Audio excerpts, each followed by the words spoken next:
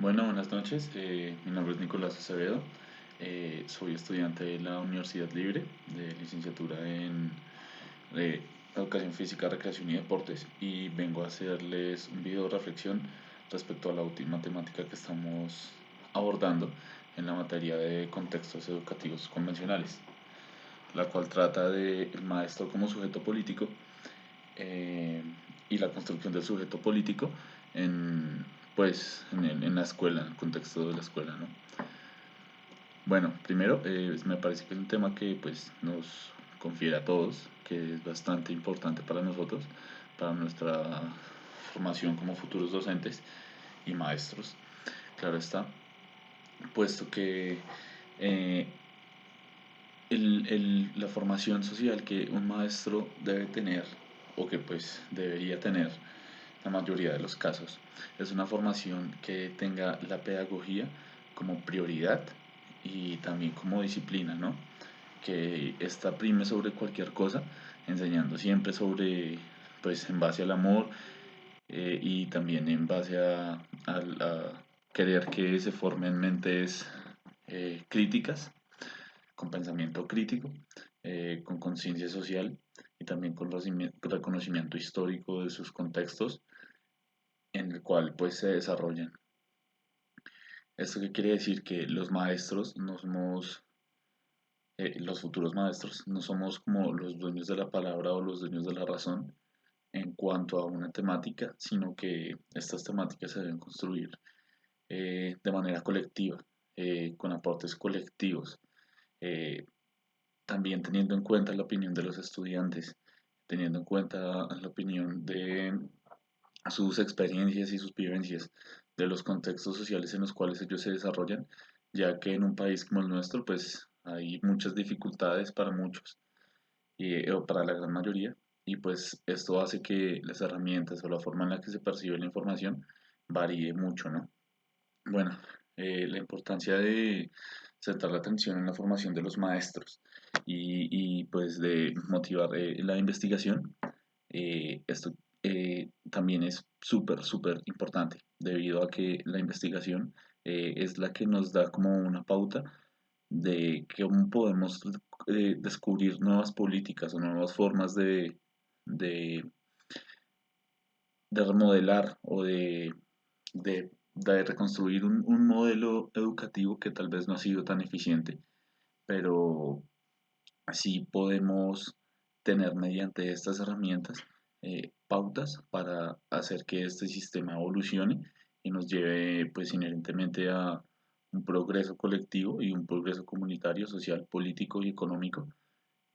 y también en materia de educación, ¿no? En el cual tanto maestros como estudiantes interactuemos y construyamos políticas distintas en base a la educación, de diferentes formas de ver la educación, diferentes formas de dinamizarla, de hacer la recreación no solo desde la observación, no solo eh, impartiendo conocimientos, sino también creando conocimientos y recreando a la gente para incentivar cada vez su amor por la investigación y pues por la educación y por formar nuevas bases ideológicas y nuevas bases críticas en torno a su comunidad y a los gobiernos en los cuales eh, pues inherentemente todos estamos implicados, ¿no? Eh, También quiere decir que mediante el intercambio de saberes podemos llegar a hacer una construcción colectiva, una construcción que sea más incluyente y menos excluyente y que tenga en cuenta muchas de las opiniones diversas que se encuentran aisladas y marginadas debido a entornos que se desarrollan de forma casi que antinatural, por decirlo de alguna manera, perdón, en contextos que son muy violentos, contextos en los cuales las personas ni siquiera tienen acceso a la educación, lo cual lo podemos ver ahora en la virtualidad, gente que no tiene acceso a la educación o a las herramientas que muchos de nosotros sí tenemos. Entonces por eso no podemos dejar de ser empáticos, teniendo en cuenta que Algunos tenemos beneficios que otras personas no logran alcanzar en muchas regiones, en muchas poblaciones de nuestro país, ¿no? También tenemos que tener en cuenta mucho la participación de gremios como nosotros, como los maestros, que hemos creado formas de visibilizar estas luchas que no deben ser sesgadas y mucho menos deslegitimadas desde aspectos externos o desde aspectos que no conocen realmente su funcionamiento a nivel interno y los juzgan desde el externo. Entonces, realmente sí eh, hay que tener una concepción lógica, consciente,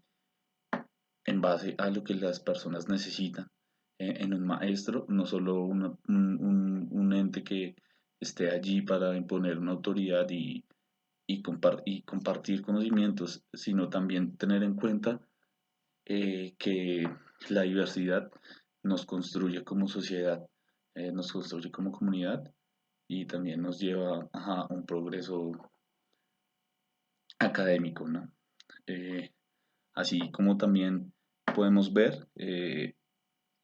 que últimamente los maestros como somos no solamente formadores de pensamientos críticos, sino también somos actores sociales, porque muchas veces en nosotros ven una persona que es capaz de formar mentes, formar movimientos y capaz de hacer que la gente tome la capacidad de tomar decisiones en torno a algo que les va a inferir o que va a ser importante para el resto de sus vidas, como la decisión de una carrera o como tener un pensamiento y una postura política en torno a un tema que pues inevitablemente nos infiere a todos, como podemos ver actualmente en el ejemplo del paro nacional. También tenemos que ser conscientes de que nosotros tenemos la capacidad de hacer la transformación de los individuos en individuos que sean colectivos, que dejen de ser individuos y se transformen en sujetos. Esto quiere decir que sean conscientes de su proceder histórico y de cómo pueden actuar para que éste mejore y no se vuelva a repetir, ¿no? Sino que se llegue cada vez más a escalar peldaños de manera colectiva. Mm, También debemos tener en cuenta que nosotros muchas veces nos vemos sesgados por cómo las instituciones deciden que debemos o nos imponen cómo debemos hacer nuestras clases o nuestras herramientas para informar a la gente. Y entonces esto es cuando nos dice que el maestro también debe saber hacer con las herramientas que se le ofrecen. Entonces tenemos que tratar de adaptarnos mientras se logra un mayor cambio, un cambio que es progresivo y un cambio que se ha venido generando históricamente, muchas veces gracias a los docentes formadores de pensamiento crítico, lógico y consciente en las mentes que están en formación en nuestras escuelas, en nuestras universidades, en nuestros colegios, eh, desde, desde hace mucho tiempo,